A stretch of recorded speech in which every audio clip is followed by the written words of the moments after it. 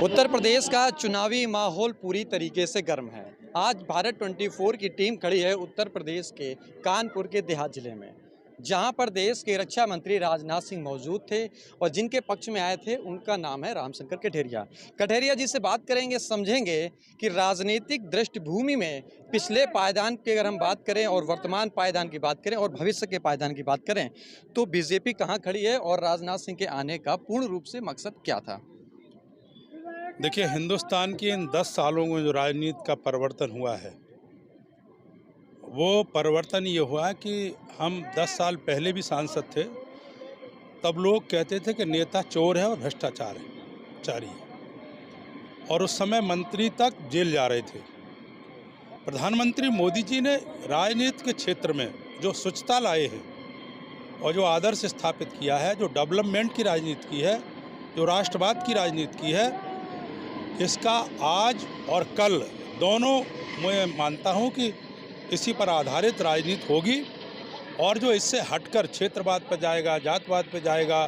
तुष्टीकरण पर जाएगा, मुझे नहीं लगता कि उनका कोई भविष्य होगा। एक सबसे बड़ा बयान है जो कांग्रेस आरोप लगा रही है कि बीजेपी कह रही है कि हम 400 के पार जाएंगे, कांग्रेस कह रही है हम तो पहले ही 400 के पार रह चुके हैं, इसमें नया क्या है। नहीं तो इसका मतलब हुआ कि कांग्रेस ने हार मान ली है और हम जीत गए। यदि हमारी बात को वो स्वीकार कर रहे हैं कि 400 पार बीजेपी कर रही है तो कोई नई बात नहीं है, तो हम उनकी बात पर सहमत हैं। और जो हमारे प्रधानमंत्री ने संसद में बोला कि अब की बार 400 पार, तो हिंदुस्तान की जनता पूरा मन बना चुकी है, और निश्चित रूप से अब की बार एनडीए 400 पार। किन मुद्दों पर अब आगे बढ़ेंगे, क्या जनता को आश्वासन देंगे कि अब की बार सरकार बनती है। देखिए, निश्चित रूप से जो एक क्षेत्रवाद था, एक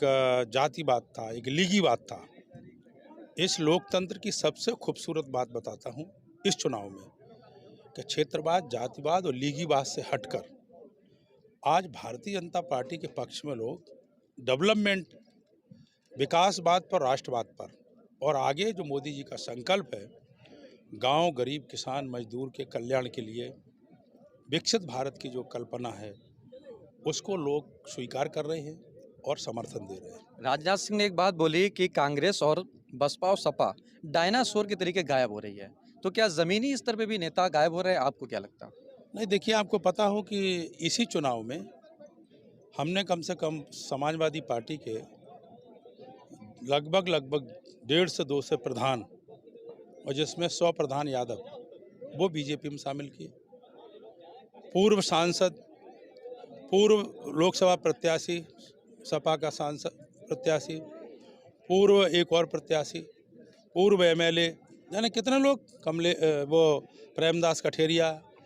पूर्व सांसद रघुराज सिंह साग, पूर्व सांसद, यानी कितने लोगों को हमने सब इटावा ध्वस्त कर दिया। उन इटावा कभी मुलायम सिंह जी बड़े नेता थे,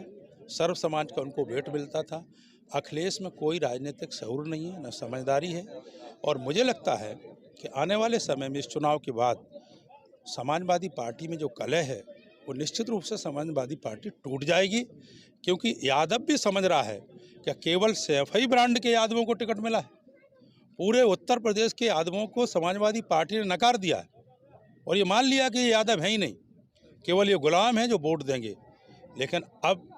यादव मतदाता भी जागरूक हो रहा है, और भारतीय जनता पार्टी को 20% से 30% के बीच में अब की बार समाजवादी पार्टी का वोटर टूट करके बीजेपी के पक्ष में आ रहा है।